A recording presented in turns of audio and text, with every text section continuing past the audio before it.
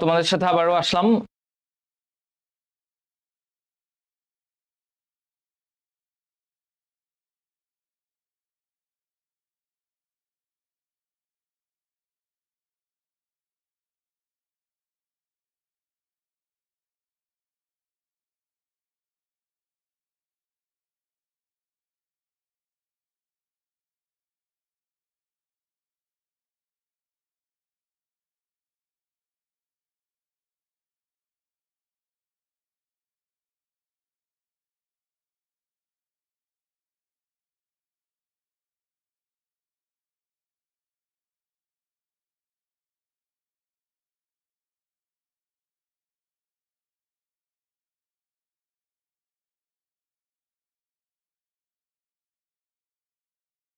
না না না, এটা তোমাদের ঠিক হচ্ছে। আসলে একটু নেটের প্রবলেমটাই ফেসবুকে একটু ঝামেলা করতেছিল, বুঝছো? এটাই আসলে জানি না কেন হইতেছে, ফেসবুকের সাথে টেকনিক্যাল ত্রুটি।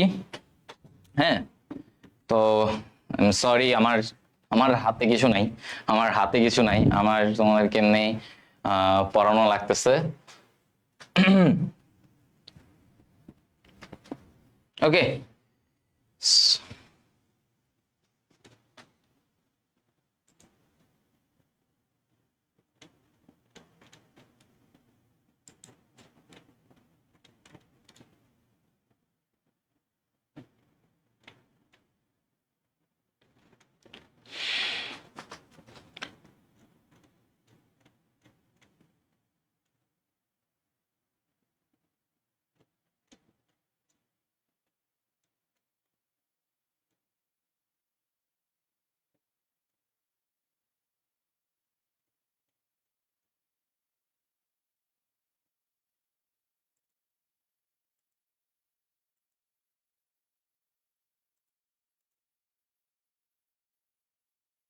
আচ্ছা,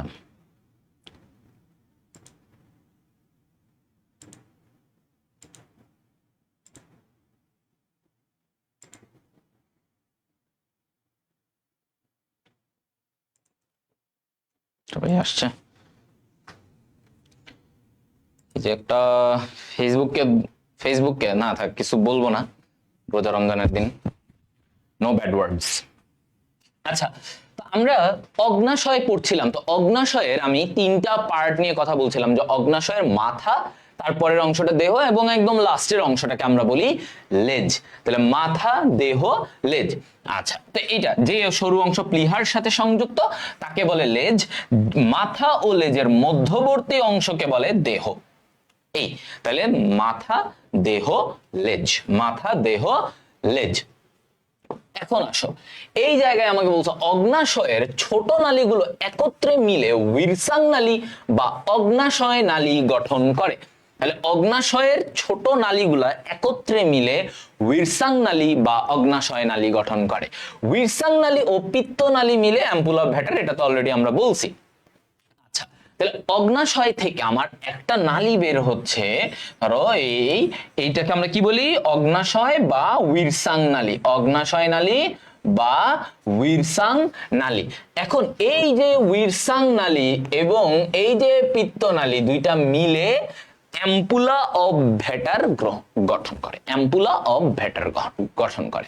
ওকে, এইভাবে করে তারা অগ্নাশয় তার রসটাকে সে কোথায় পাঠায় দেয়? ইয়েতে পাঠায় দিবে, তোমার ক্ষুদ্রান্ত্রে পাঠায় দিবে। এখন অগ্নাশয় একটি মিশ্র গ্রন্থি। কেন অগ্নাশয় মিশ্র? মিশ্র মানে কি? এই গ্রন্থির মধ্যে, এই গ্রন্থির মধ্যে অন্তঃক্ষরা ও বহিঃক্ষরা দুইটা অংশই আছে। তাহলে এখানে কি বলছে যে অগ্নাশয় একটি মিশ্র গ্রন্থি। কেন অগ্নাশয় মিশ্র গ্রন্থি? এজন্য যে এইখানে অন্তঃক্ষরা বহিঃক্ষরা দুটো অংশই বিদ্যমান থাকে। হ্যাঁ, দুটো অংশই বিদ্যমান থাকে।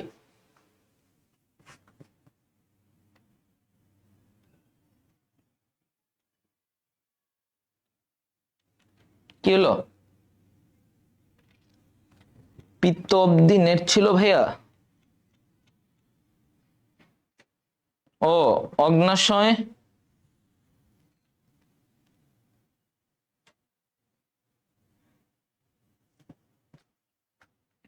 তোমরা কটুক পাইছো?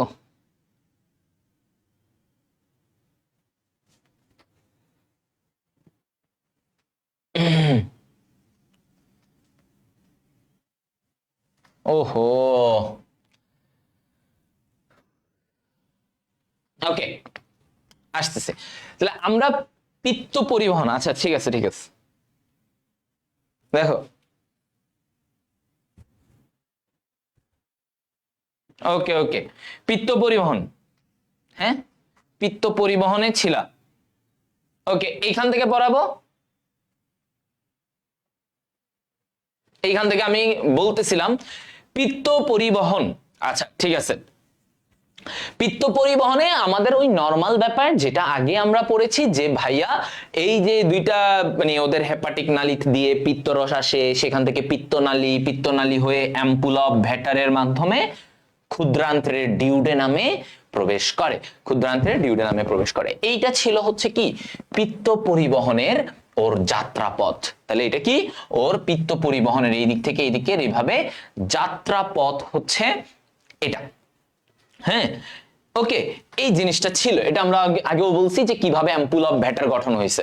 তো ওই রাস্তা দিয়েই পিত্তরসটা ক্ষুদ্রান্ত্রে প্রবেশ করে, এটা আমরা এখানে ছিল। তো এটা নোট করা লাগবে না, এটা আগেই আমরা পড়ে আসছি। আচ্ছা, এখন আসি আমরা অগ্নাশয়ের গঠনে। হ্যাঁ, অগ্নাশয়ের গঠনে। ওকে, অগ্নাশয়ের গঠনে, এই যে অগ্নাশয়ের এখানে দেখো বলছে পাকস্থলীর নিচে অবস্থিত ও উদরের উপরের অংশে বাম দিকে অবস্থিত। তাহলে অগ্নাশয়টা থাকে কোথায়? অগ্নাশয়টা থাকে ভাইয়া বাম দিকে। কি বলছি? অগ্নাশয়টা থাকে কোথায়? বাম দিকে অগ্নাশয়টা থাকে। আচ্ছা, এই পাশে এই পাশে এই দিক দিয়ে থাকে। এখন এটা 12 থেকে 15 সেন্টিমিটার লম্বা, 12 থেকে 15 সেন্টিমিটার লম্বা। ওকে, এই অগ্নাশয়ের তিনটা অংশ। কয়টা অংশ? তিনটা। এইটার দেখো কি বলছি যে ডিউডেনামের সাথে সংযুক্ত অংশকে মাথা বলে। কি বলে? মাথা। তাহলে এই যে ডিউডেনামের সাথে এই যে যেই অংশটা যুক্ত থাকে, মানে এই অংশটা, এই অংশটাকে বলা হয় মাথা। হ্যাঁ, একদম প্রান্তের এই অংশটাকে কি বলবে? লেজ। এই অংশটাকে আমরা কি বলবো? লেজ। আর মাঝের এই অংশটাকে আমরা বলি দেহ। কি বলবো? দেহ। ওকে, ঠিক আছে। তাহলে আমরা যেটা দেখলাম, মাথা, দেহ, লেজ, মাথা, দেহ, লেজ। ঠিক আছে, এই তিনটা হচ্ছে পার্ট, মাথা, দেহ, লেজ। এখন ডিউডেনামের সাথে এই সংযুক্ত অংশটাকে আমরা মাথা বললাম, যে সরু অংশ প্লীহার সাথে সংযুক্ত থাকে তাকে লেজ বললাম, মাথা ও লেজের মধ্যবর্তী অংশকে দেহ বললাম। ওকে, এতটুকু। ওকে, হ্যাঁ, আচ্ছা, এখন এইটা নরমাল যে মাথা, দেহ, লেজ, তিনটা অংশ, মাথা, দেহ, লেজ। এখন অগ্নাশয় থেকে যে নালীটা বের হয়, এই অগ্নাশয় থেকে যে নালীটা বের হয়, এই নালীটাকে আমরা বলি কি? অগ্নাশয় নালী। বা এই অগ্নাশয় দিয়ে যে একটা নালী অগ্নাশয়ের রস নিয়ে বের হয়, এই নালীটাকে আমরা বলি অগ্নাশয় নালী। অথবা দেখো উইরসাং নালী, উইরসাং একজন, তিনি এটা আবিষ্কার করছিলেন, তাই নাম হয়ে গেছে উইরসাং, উইরসাং নালী। ঠিক আছে, উইরসাং নালী। আচ্ছা, গেল। তাহলে এইটা মিলে উইরসাং নালী আর পিত্ত নালী মিলে অ্যাম্পুলা অব ভ্যাটার গঠন করে, অ্যাম্পুলা অব ভ্যাটার গঠন করে, করে এটা ডিউডেনামে প্রবেশ করে। ঠিক আছে, অ্যাম্পুলা অব ভ্যাটার গঠন করে ও কোথায় ঢুকবে? ডিউডেনামে ঢুকবে। তাহলে এই জায়গা থেকে উইরসাং নালীটা আসে, এখান থেকে পিত্ত নালীর সাথে ও যুক্ত হয়ে এটা গঠন করে। এখন অগ্নাশয়, দেখো অগ্নাশয়কে আমরা একটা কথা বলি, এটাকে বলে, এটাকে বলে কি? এটাকে অগ্নাশয়ের এটাকে বলে মিশ্র গ্রন্থি। অগ্নাশয়কে কি বলে? মিশ্র। কেন? কেন? কারণ ওর এখানে বহিঃক্ষরা অন্তঃক্ষরা দুইটা অংশ আছে।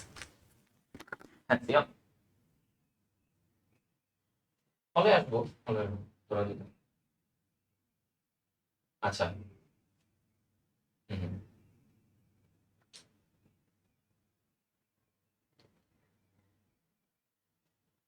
আচ্ছা আচ্ছা আচ্ছা, ঠিক আছে, তো লাইক দিব।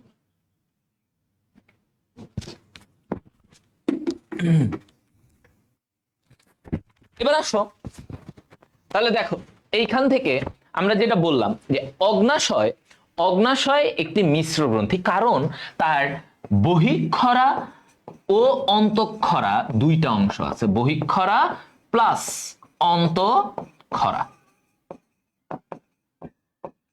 হ্যাঁ, বহিঃক্ষরা প্লাস অন্তঃক্ষরা দুইটা অংশ থাকে, তাই এটাকে আমরা বলি অগ্নাশয় একটি মিশ্র গ্রন্থি। এখন বহিঃক্ষরা অন্তঃক্ষরা দুইটা অংশ আছে, এখন আমরা দেখব বহিঃক্ষরা গ্রন্থি কি আর অন্তঃক্ষরা গ্রন্থি কি জিনিস। হ্যাঁ, দেখো বহিঃক্ষরা আর অন্তঃক্ষরা, বহিঃক্ষরা হচ্ছে যেটা নালীর মাধ্যমে এনজাইম পরিবহন করে তাকে বহিঃক্ষরা গ্রন্থি বলে। হ্যাঁ, দেখো নালীর মাধ্যমে, নালীর মাধ্যমে যেটা এনজাইম, ধরো একটা নালী দিয়ে এভাবে যাইতেছে, নালী দিয়ে এনজাইম গুলা যাচ্ছে, তাহলে এইটাকেই বলা হয় বহিঃক্ষরা। তো ওর বহিঃক্ষরা অংশকে বলা হয় অ্যাসিনাস। কি বলে? অগ্নাশয়ের বহিঃক্ষরা অংশটাকে বলা হয় অ্যাসিনাস বা লোবিউল। হ্যাঁ, এই লোবিউল গুলা থেকে তোমার এনজাইম বের হয়। ওই এনজাইমগুলো আমরা জানি বিভিন্ন খাদ্য পরিপাকে সাহায্য করে, আমরা পড়ে আসছি গত ক্লাসে খাদ্য পরিপাকে অগ্নাশয়ের এনজাইম ভূমিকা পড়ে আসছি। সো এই যে অ্যাসিনাস বা লোবিউল থেকে এনজাইমগুলো তৈরি হয়, সেই এনজাইমগুলা এই যে দেখো বিভিন্ন নালী, দেখছো এই যে দেখো নালী দিয়ে এরা বের হয়, নালী দিয়ে বের হচ্ছে, এজন্য এদেরকে বলা হয় বহিঃক্ষরা।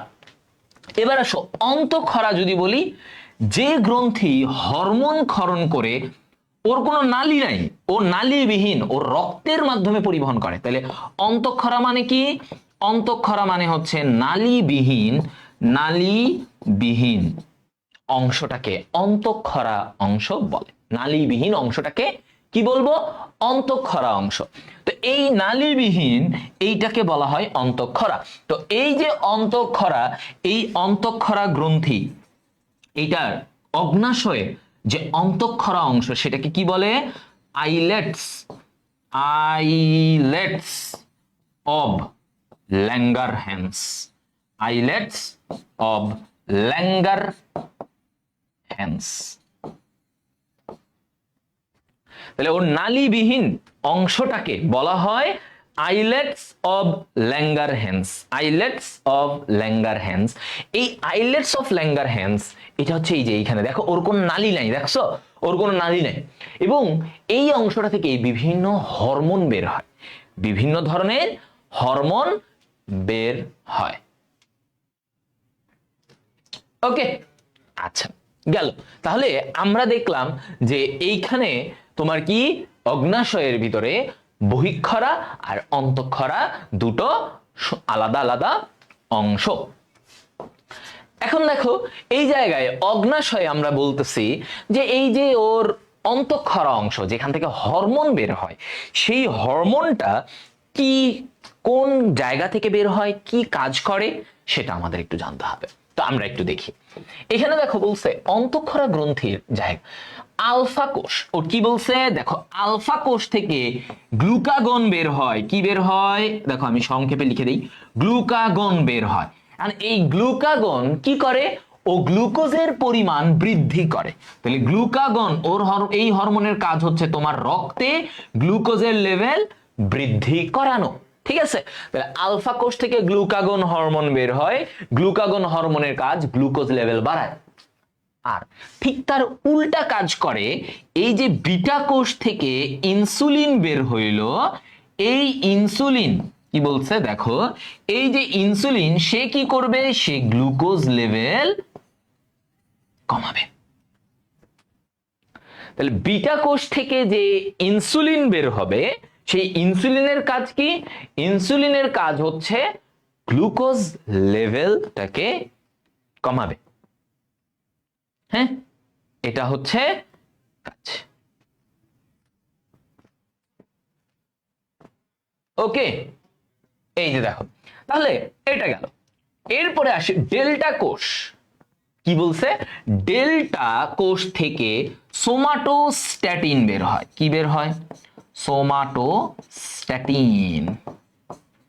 এই সোমাটোস্ট্যাটিন বের হয় যেটা আলফা ও বিটা কোষের ক্ষরণ নিয়ন্ত্রণ করে। ক্ষরণ নিয়ন্ত্রণ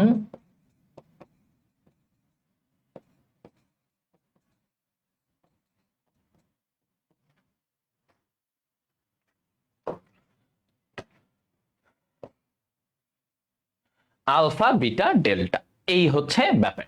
পিপি কোষ এটি প্যানক্রিয়াটিক পলিপেপটাইড ক্ষরণ করে, পিপি কোষ প্যানক্রিয়াটিক পলিপেপটাইড ক্ষরণ করে, এটা হচ্ছে গেল। ওকে, হ্যাঁ এগুলো একটু নোট করে রাখতে পারো এই তিনটা, যে এইগুলো থেকে এমসিকিউটা অনেক বেশি আসে, মাঝে মাঝে সিকিউ আসতে পারে, এমসিকিউ প্লাস সিকিউ, ঠিক আছে, এমসিকিউ প্লাস সিকিউ এই হিসেবে এটা আসতে পারে, দুইটা হিসেবেই আসতে পারে। তাহলে সোমাটোস্ট্যাটিন ও কি করে, এদের দুইজনেরই আলফা বিটারে নিয়ন্ত্রণ করে সোমাটোস্ট্যাটিন। ওকে, এই আর পিপিড কোষ প্যানক্রিয়াটিক পলিপেপটাইড, এটা তেমন কিছু না, প্যানক্রিয়াটিক মানে এদের পলিপেপটাইড এটা আলাদা একটা জাস্ট প্রোটিনের মতো একটা জিনিস, এটা তেমন সিগনিফিকেন্ট কিছু না। এইগুলা নোট করতে হবে না, এটা নোট করতে হবে না কেন, কারণ এটা অলরেডি আমরা পড়ে ফেলছি, এটা তোমাকে নোট করতে হবে না। আমরা পরিপাকে অগ্নাশয়ের জন্য যে পরিপাক এনজাইম এবং ক্ষারীয় তরল, আমরা দুইটা জিনিস জানি। তো তুমি এখন দেখো এই জায়গায় যখন আমরা বলতেছি যে ওর পরিপাক এনজাইম, এটা আমরা গত ক্লাসে পড়েছি যে পরিপাক এনজাইম গুলা ভাইয়া কি কি ছিল, আমাদের trypsin, chymotrypsin, carboxy, aminopeptidase, collagenase, elastase, amylase, মানে তোমার লাইপেজ, কত কিছু আমরা পড়ছি না। এই যে যত এনজাইমের নাম আমরা গত ক্লাসে পড়ছি, এই সবগুলা এইখানে নাম আছে। তাহলে তার মানে আমরা বুঝলাম যে অগ্নাশয় থেকে ভাই আমাদের যত রকমের জিনিসগুলো আসে, এনজাইম তোমার এগুলা কিন্তু আমরা এই যে এইখানে দেখলাম যে কারা, ওই যে গত ক্লাসে আমরা পড়ছি না, শর্করাকে এরা পরিপাক করে, চর্বি দেখো এই যে লাইপেজ চর্বি, অ্যামাইলেজ, আর এরা হচ্ছে আমিষকে পরিপাক করে, এগুলো হচ্ছে তার পরিপাক এনজাইম। এটা গত ক্লাসের পড়া, এটা নোট না করলেও হবে। ক্ষারীয় তরল, এই যে জায়গাটায় দেখো অগ্নাশয়ের কি থাকে, অগ্নাশয়ের রসে বাইকার্বনেট আয়ন থাকে। কি থাকে?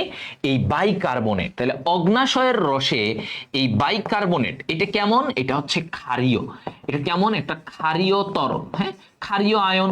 তো ও কি করলো, ও অগ্নাশয়কে ক্ষারীয় বানায় দিল। ও কি করলো, ও অগ্নাশয়কে ক্ষারীয় বানায় দিল। আচ্ছা, এই অগ্নাশয় ক্ষারীয় হওয়ার পরে ও এই দিক দিয়ে কি হয়ে গেল, দেখো ও কিন্তু এই পাকস্থলীর HCl কে প্রশমিত করলো। ও কি করলো, প্রশমিত করলো, পাকস্থলীর হাইড্রোক্লোরিককে প্রশমিত, HCl কে প্রশমিত করে। এই যে পাকস্থলী থেকে HClটা যখন আমাদের এই যে খাবারের সাথে ক্ষুদ্রান্ত্রে আসে, ওটাকে প্রশমিত করতে অগ্নাশয় রস সাহায্য করে। তাহলে এই যে পাকস্থলীর অম্লটাকে প্রশমিত কারা করে, অগ্নাশয় রস, পিত্তরস, অগ্নাশয় রস, পিত্তরস, এরা মিলে পাকস্থলীর অম্লীয় রসটাকে প্রশমিত করে। ওকে, তার মানে ক্ষুদ্রান্ত্রের পরিবেশটা ক্ষারীয়, পাকস্থলীর পরিবেশ অম্লীয়। আচ্ছা, তো এটাই আমরা বললাম যে অগ্নাশয় রসটাও দেখো এখানে বাইকার্বনেট আয়ন থাকে দেখে এটাও ক্ষারীয়। ওকে, এবার আমরা একটু এটা পড়বো যে আমাদের মেইন যকৃত অগ্নাশয় হয়ে গেল। এখন আমরা দেখব এই যে যকৃতের ক্ষুদ্র গঠন, এটা সিকিউতে অনেক সময় আসে, ঠিক আছে। আচ্ছা দেখো আমরা একটু আঁকি।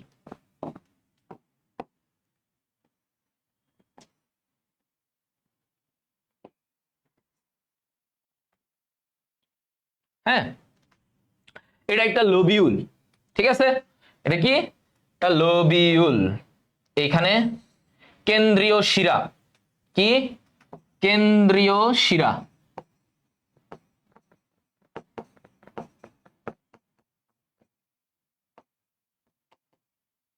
ওকে কেন্দ্রীয় শিরা এইদিকে দেখো এদিকে হচ্ছে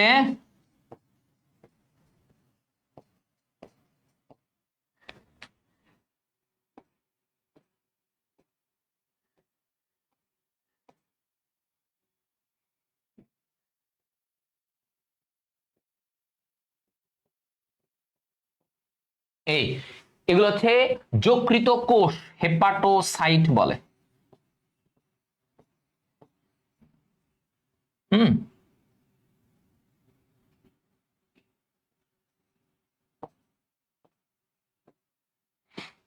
এইটা তাহলে দেখো এই জায়গায় এইটা হচ্ছে হেপাটোসাইট, এইদিকে হচ্ছে তোমার কি কেন্দ্রীয় শিরা, কেন্দ্রীয় শিরা।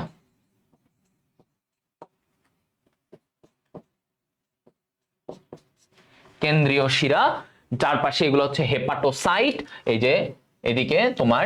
আর এই যে এদের মাঝে ফাঁকা ফাঁকা জায়গাগুলো থাকে এইগুলাকে বলা হয় সাইনুসয়েড। কি বলা হয়?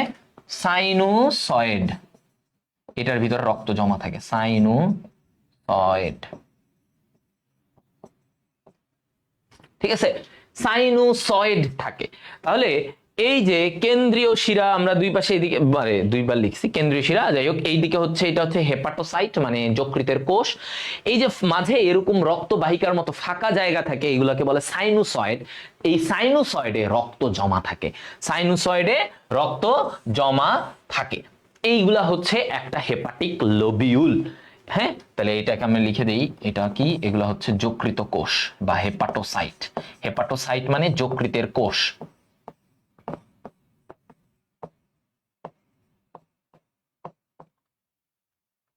ঠিক আছে,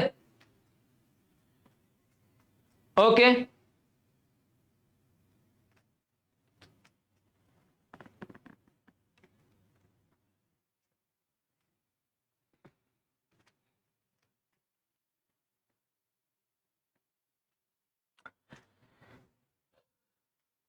এটা গেল।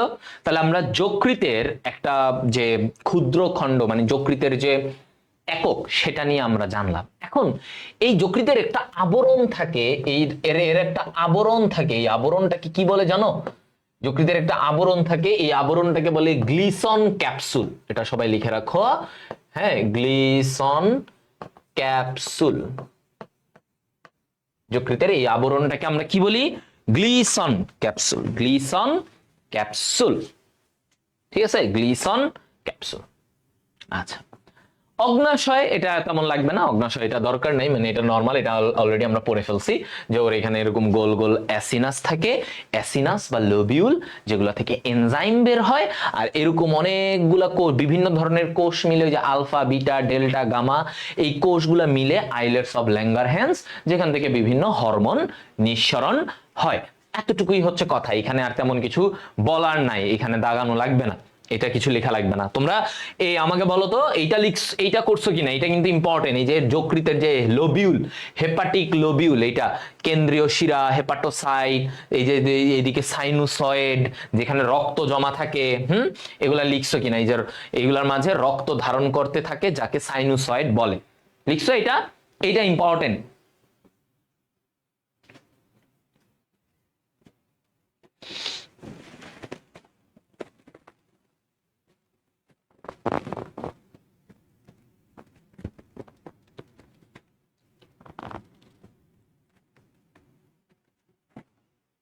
ওকে,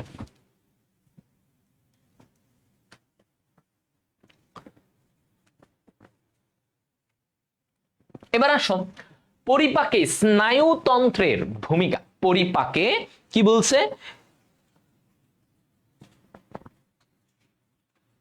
ক্লাসের সাথে পিডিএফটা, পিডিএফ তোমরা তো পাবা, ওয়েবসাইটে চলে যায় তো পিডিএফ। তোমরা যদি লাগে পরে তোমরা এগুলা নোটও করতে পারবা, নোটও করতে পারবা, সমস্যা নেই। হ্যাঁ, নোটও করতে পারবা, সমস্যা নেই। মাস্টার বুকের সলিউশন, হ্যাঁ আজকে অলরেডি হয়ে যাচ্ছে, হয়ে যাচ্ছে, on the way, on the way.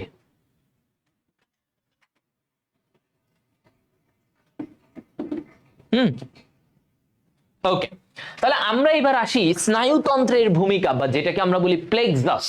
হ্যাঁ, প্লেক্সাস। তো দেখো প্লেক্সাস কি জিনিস? প্লেক্সাস এই যে পরিপাকে এত ঘটনা ঘটে, এটাকে আমরা কি বলি? পরিপাকে এত এই যে সংকোচন হয়, নিঃসরণ হয়, এতগুলা জিনিস হয়, এটাকে আমরা কি বলি? এই যে এগুলোর জন্য একজন তো কন্ট্রোলার লাগে, যে নিয়ন্ত্রণ করে। তাহলে এই যে পরিপাকে নিশ্চয়ই একটা স্নায়ুতন্ত্র আছে যে এটাকে কি করতেছে? নিয়ন্ত্রণ করতেছে। তাহলে এই যে পরিপাকের যে স্নায়ুতন্ত্রের ব্যাপার, সেটাকে বলে প্লেক্সাস। কি বলে? প্লেক্সাস। আচ্ছা, তো প্লেক্সাস কি? নিউরনের জালক। প্লেক্সাস হচ্ছে কি? নিউরনের জালককে বলা হয় প্লেক্সাস। এই প্লেক্সাস গুলা থেকে থেকে ওরা কি করে? ওরা হচ্ছে নিয়ন্ত্রণ করে। প্লেক্সাস গুলো কি করে? ওরা নিয়ন্ত্রণ করে। ওকে, আচ্ছা, তাহলে আমরা এখানে জানলাম প্লেক্সাস গুলা উদ্দীপনা দেয়। ওরা কি করে? উদ্দীপনা দেয়, যে এটা এটা এখন এটা হবে, এটা হবে, হ্যাঁ, এটা। তো এই হচ্ছে নিউরনের জালক, নিউরনের জালক। আচ্ছা, তো এরকম আমি একটু তোমাদেরকে যদি একেই বুঝাই যে নিউরনের জালক, ধরো এরকম নিউরন গুলা এরকম একটা জালকের মতো এরকম এই জায়গায় হয়ে আছে। এগুলো কি করে? তোমার ধরো পাকস্থলীর প্রাচীর, ক্ষুদ্রান্ত্রের প্রাচীরে এগুলা থাকে, থেকে ওরা ক্ষুদ্রান্ত্রকে সংকোচন প্রসারণ, পাকস্থলীকে সংকোচন প্রসারণ, পাকস্থলী থেকে বিভিন্ন গ্যাস্ট্রিক জুস বের করতে এগুলাতে উদ্দীপনা দেয়। আচ্ছা, তো আমরা বুঝলাম এই প্লেক্সাস। এখন এইখানে এই যে মানে পরিপাকের জন্য যে স্নায়ুতন্ত্র, এইটাকে কি বলে জানো? এন্টেরিক স্নায়ুতন্ত্র। কি বলে এটাকে? এন্টেরিক স্নায়ুতন্ত্র। এই এন্টেরিক স্নায়ুতন্ত্রকে বলা হয় মানব দেহের দ্বিতীয় মস্তিষ্ক। কি বলছি এটাকে? দ্বিতীয় মস্তিষ্ক। তাহলে এন্টেরিক স্নায়ুতন্ত্র এটাকে বলা হয় কি? বলছে গ্যাস্ট্রিক, যে পড়াইলেন না, গ্যাস্ট্রিক। আরে ওটা আসতেছে, সব আছে, সব আছে, ওয়েট ওয়েট, সব আছে, রুকো যারা, সবার করো। আমার মতো করে আমার কন্টেন্ট গুলা সাজানো আছে, রুকো। যেগুলো লাগবে আমি ওগুলাই পড়াবো, যেগুলো দরকার, যেগুলো ইম্পর্টেন্ট, ওগুলাই পড়াবো। যেগুলো লাগবে দেখবা, কোনো কিছু বাদ নাই, ঠিক আছে? মোর দেন এনাফ আছে, মানে যা লাগবে না তাও আসছে অনেক কিছু বেসিকের জন্য। আচ্ছা, তো আমি যেটা বললাম, এই যে পরিপাকের স্নায়ুতন্ত্র, এটাকে বলে এন্টেরিক স্নায়ুতন্ত্র বা দ্বিতীয় মস্তিষ্ক। এটাকে তোমার দেহের প্রথম মস্তিষ্ক তো এইখানে, দ্বিতীয় মস্তিষ্কটা এই যে পরিপাকের এটা। এখন এই যে প্লেক্সাস, যেটাকে আমরা বলতেছি স্নায়ু জালক, এটা দুই রকমের। কি বলছি? একটা দেখো এক্সট্রিনজিক প্লেক্সাস, মানে বহির্নিহিত। দেখো লিখি, এক্সট্রিনজিক প্লেক্সাস। আরেকটা হচ্ছে ইন্ট্রিনজিক প্লেক্সাস। আর একটা কি? Intrinsic plexus. এক্সট্রিনজিক মানে এটা বাইরে, ইন্ট্রিনজিক মানে এটা ভিতরে। এক্সট্রিনজিক বাইরে, ইন্ট্রিনজিক ভিতরে। আচ্ছা, তো এখন এই যে বাহিরে ভিতরে, বাহিরে একটা ভিতরে একটা, এক্সট্রিনজিক এবং ইন্ট্রিনজিক। এবার দেখো এই এক্সট্রিনজিক স্নায়ু জালক আর মানে কি? এটা হচ্ছে ওর পরিপাক যে প্রাচীর, প্রাচীরের বাইরে, প্রাচীরের বাইরে অবস্থান করে। আর এইটা কি? ভেতরে, প্রাচীরের ভেতরে অবস্থান করে। ইন্ট্রিনজিক মানে ভেতরের দিকে থাকবে। মানে একটু তোমার এই ছবিটা দেখো, ছবিটা একটু যতটুকু দেখতে পারতেছো খেয়াল করো। এক্সট্রিনজিক প্লেক্সাস বা বহির্নিহিত, এইটা দেখো, এই যে এগুলো হচ্ছে পাকস্থলী, ধরো পাকস্থলী বা পৌষ্টিক তন্ত্রের প্রাচীর, এর বাইরে এই প্লেক্সাস গুলা, এই যে বাইরের দিকে প্লেক্সাস গুলা এই দিকে থাকবে, বাইরে থাকবে। আর অন্তর্নিহিত মানে কি? ইন্ট্রিনজিক, হ্যাঁ, ইন্ট্রিনজিক। ইন্ট্রিনজিকের জন্য দেখো অন্তর্নিহিত, এইটার জন্য ভিতরে, এই যে ভিতরে, ভিতরে, ঠিক আছে?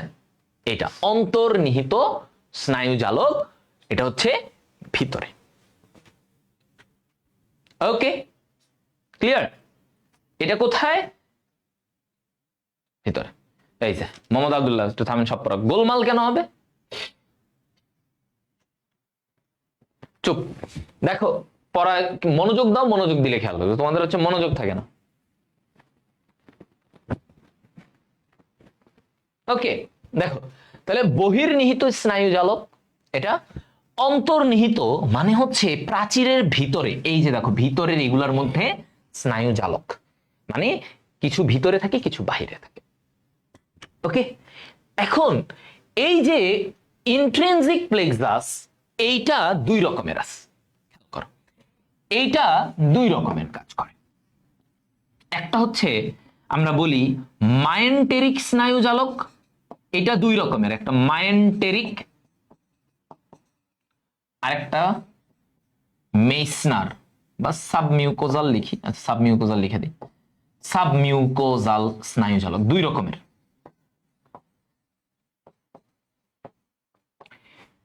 ইন্ট্রিনসিক মানে যেই প্লেক্সাস গুলা মানে নিউরনের জালক, এরা ভিতরের প্রাচীরের এই যে ভিতরে মাঝখানের এই দিকে থাকে, এরা আবার দুই রকম, একটা মায়েন্টেরিক একটা সাবমিউকোজাল। এখন মায়েন্টেরিকের কাজ কি? এই মায়েন্টেরিক স্নায়ুজালক তোমার সংকোচন প্রসারণ, ধরো পাকস্থলী, অন্ননালী, ক্ষুদ্রান্ত্র, এদের সংকোচন প্রসারণ নিয়ন্ত্রণ করে। তাহলে ওর কাজ কি? ওর কাজ হচ্ছে ভাই সংকোচন প্রসারণ নিয়ন্ত্রণ করা, সংকোচন প্রসারণ ঘটানো। আর সাবমিউকোজাল হচ্ছে কি বলতো? সাবমিউকোজাল ও হচ্ছে নিঃসরণ, বিভিন্ন জুস নিঃসরণে ভূমিকা, ও কি করে? নিঃসরণ ঘটায়। তাহলে ও কি কাজ করলো? ও নিঃসরণ ঘটায়। তাহলে ইন্ট্রিনসিক যেটা প্রাচীরের ভেতরে থাকে সেটা কি করবে? ইন্ট্রিনসিক দুই রকমের, একটা হচ্ছে মায়েন্টেরিক আর একটা হচ্ছে সাবমিউকোজাল। ঠিক আছে, মায়েন্টেরিক এবং সাবমিউকোজাল। মায়েন্টেরিকটা সংকোচন প্রসারণ করে, আর এই যে বিভিন্ন নিঃসরণ, হ্যাঁ ওকে, নিঃসরণ সেটা হচ্ছে সাবমিউকোজাল প্লেক্সাস ঘটায়। এগুলা এমসিকিউতে তোমাদের আসে, এগুলা এইটুকু পর্যন্ত তোমাদের জানা উচিত। হ্যাঁ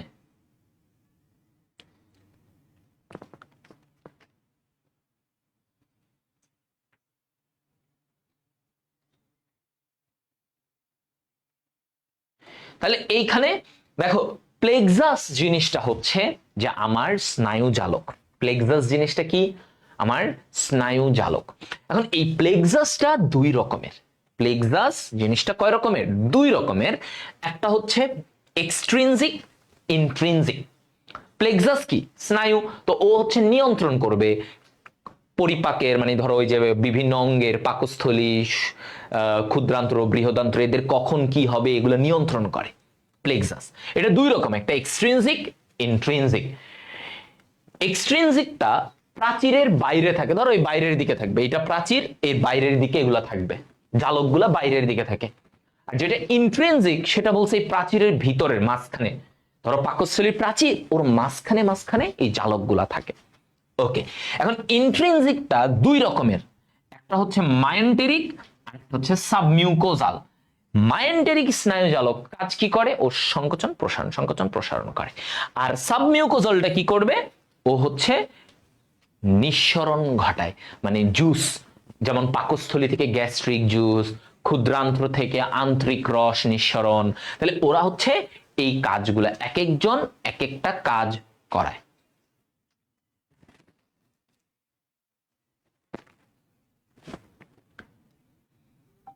ওকে,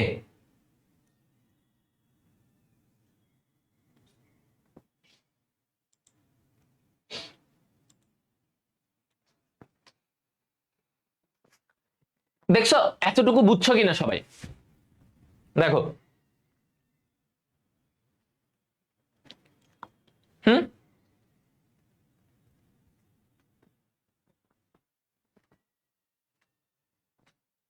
আচ্ছা, মায়েন্টেরিক সংকোচন প্রসারণের ফলে কি ঘটবে? এই খাবারগুলো আগাবে, পাকস্থলী সংকোচন প্রসারণ হইলে পাকস্থলী থেকে খাবারগুলো ক্ষুদ্রান্ত্রে যাবে, ক্ষুদ্রান্ত্রে সংকোচন হইলে খাবারটা আস্তে আস্তে ক্ষুদ্রান্ত্র থেকে বৃহদান্ত্রে, বৃহদান্ত্র সংকোচন হবে, বৃহদান্ত্র থেকে খাবারটা মলের মাধ্যমে বের হবে। সিম্পল।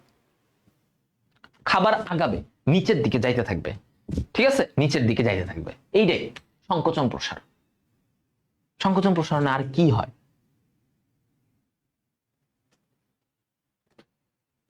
ওকে, এবার আসো লালাক্ষরণের ব্যাপারে আসো। লালাক্ষরণ, দেখো লালাক্ষরণ যে আমাদের হয় এটা ভালো করে দেখবা। হ্যাঁ, লালাক্ষরণ দুই ধরনের প্রতিবর্ত ক্রিয়া, সাপেক্ষ অনপেক্ষ লালাক্ষরণে। এই যে আমাদের লালাক্ষরণ হয়, হ্যাঁ এরকম লালাক্ষরণ হচ্ছে, এই লালাক্ষরণের জন্য দুইটা, একটা হচ্ছে অনপেক্ষ। অনপেক্ষ মানে কি, দেখো শেখার বিষয় নয়, বলছে কি সাপেক্ষ মানে কি কন্ডিশন, মানে এখানে একটা শেখার আগের অভিজ্ঞতার ব্যাপার আছে। অনপেক্ষতে আগের অভিজ্ঞতার কোনো ব্যাপার নেই। অনপেক্ষতে আগের অভিজ্ঞতার কোনো ব্যাপার নেই।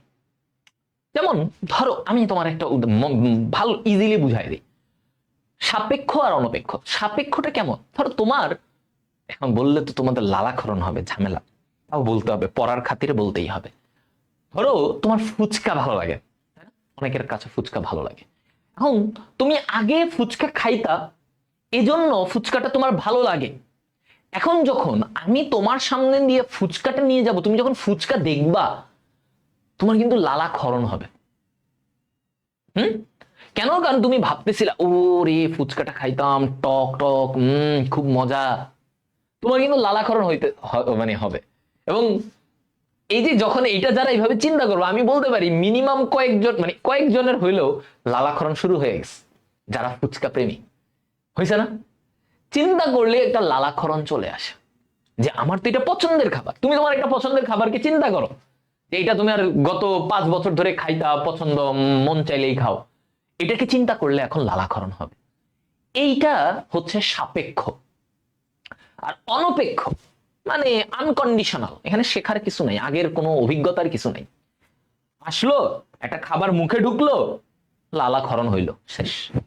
এটা এবার পছন্দের হোক অপছন্দের হোক, যা ইচ্ছা তা হোক, ভাত খাইতে এত ভালো লাগে না, ভাত সাদা ভাত, এটাও মুখে নাও, লালাক্ষরণ হবে। এটা হচ্ছে অনপেক্ষ, বুঝছো, যাই দিবা লালাক্ষরণ হবে। আর সাপেক্ষ হচ্ছে তুমি যেটা চিন্তা করলে, আগের অনুভূতি থেকে তুমি চিন্তা করছো, লালাক্ষরণ হয়েছে, দেখছো লালাক্ষরণ হয়েছে। ওকে,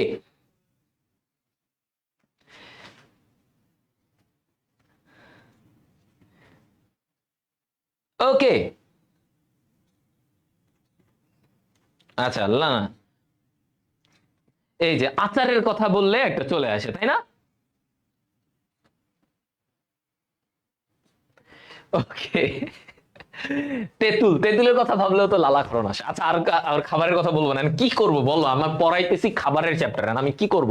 আচ্ছা, এখন খাবার যখন মুখে প্রবেশ করলো, একটু খেয়াল করো, খাবার মুখে প্রবেশ করার সাথে সাথে তোমার কি হলো, জিহ্বার স্বাদকুড়ি থেকে উদ্দীপনা মস্তিষ্কে যায়।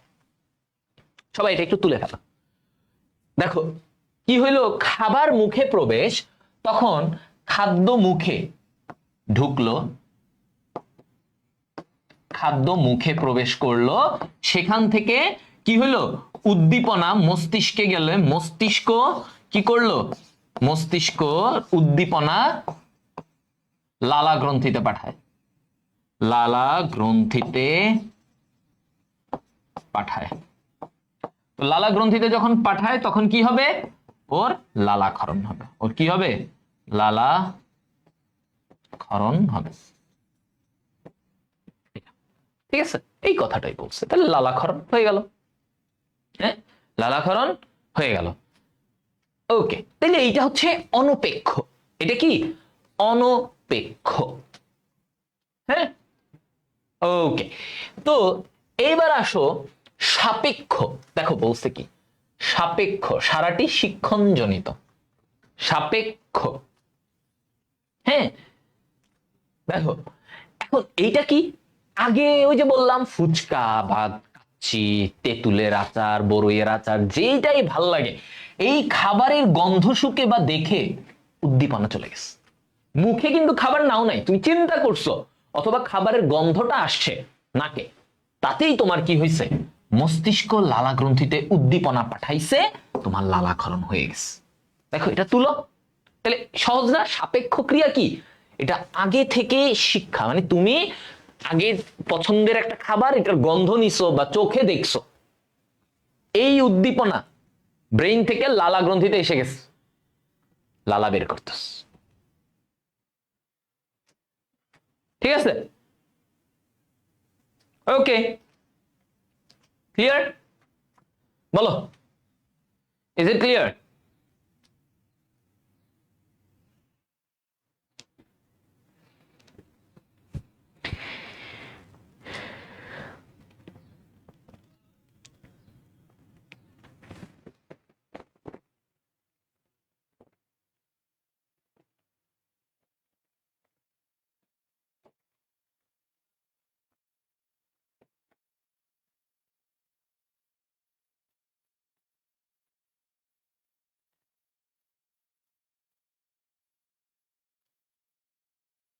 ওকে, এইবার গেল। এখন আসো গ্যাস্ট্রিক জুস ক্ষরণ। গ্যাস্ট্রিক জুস ক্ষরণ, আজান দিছে, আমার মনে হয় এইখান থেকে আমরা 4:40-এ শুরু করবো, 4:25 বাজে। ওকে, আমরা 4:40-এ আবার শুরু করি, নামাজটা পড়ে আসতেছি, আজান দিয়েছে। ঠিক আছে, 4:40-এ আবার শুরু হবে।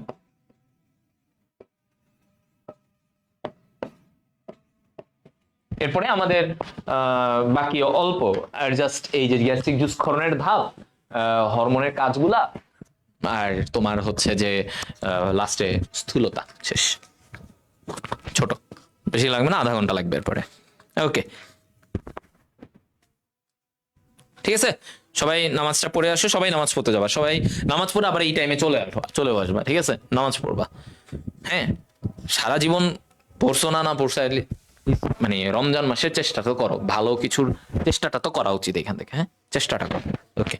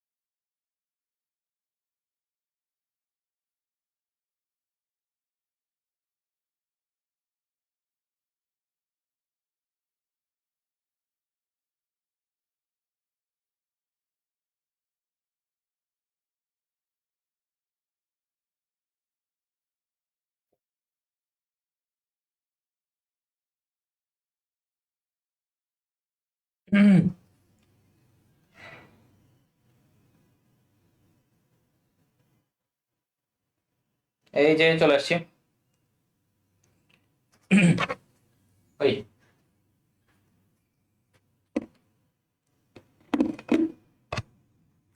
আসো আসো।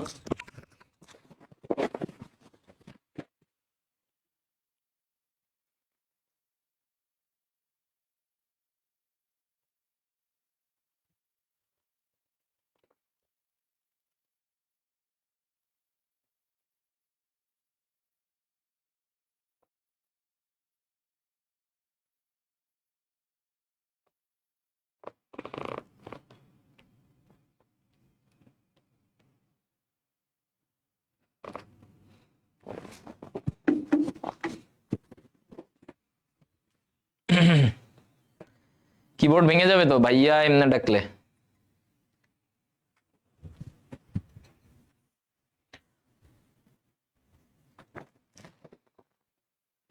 ওকে, লেটস বিগিন। সো আমরা যেটা বললাম যে দেখো গ্যাস্ট্রিক জুস ক্ষরণের জন্য, হ্যাঁ কি বলছি, গ্যাস্ট্রিক জুস ক্ষরণে আমাদের তিনটা ধাপ আছে। কয়টা ধাপ? তিনটা ধাপে গ্যাস্ট্রিক জুস ক্ষরিত হয়, তিন ধাপে। তো প্রথমে হচ্ছে স্নায়বিক ধাপ। স্নায়বিক ধাপ মানে এই ধাপটা কি, গ্যাস্ট্রিক জুস মানে পাকস্থলী থেকে যে রস ক্ষরণ হবে সেটার তিনটা ধাপ বলছে, স্নায়বিক, গ্যাস্ট্রিক, আন্ত্রিক।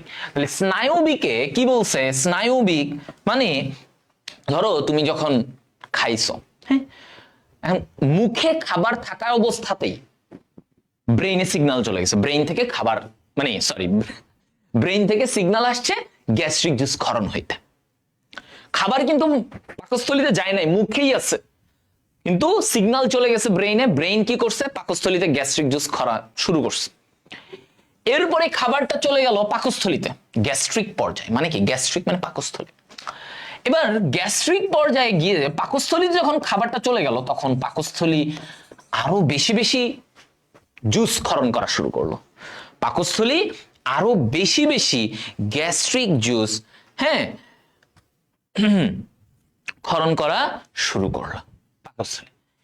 যখন গ্যাস্ট্রিক জুস আরো ক্ষরণ করা শুরু করলো, পাকস্থলীতে খাবার আছে, খাবারটা মানে ওইখানে কাজ হইতেছে, পরিপাক হইতেছে, সব হইতেছে, এই অবস্থায় আন্ত্রিক।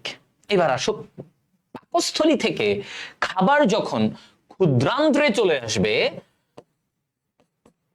কি বলছি, পাকস্থলী থেকে খাবার যখন ক্ষুদ্রান্ত্রে চলে আসবে তখন এটাকে বলে আন্ত্রিক পর্যায়। তখন এটাকে কি বলে, আন্ত্রিক পর্যায়। তাহলে পাকস্থলী থেকে খাবার ক্ষুদ্রান্ত্রে আসলো, তখন ক্ষুদ্রান্ত্র থেকে তোমার বিভিন্ন হরমোন, হ্যাঁ, ক্ষুদ্রান্ত থেকে বিভিন্ন হরমোন বের হয়ে পাকস্থলীর গ্যাস্ট্রিক জুস ক্ষরণটাকে কমায়।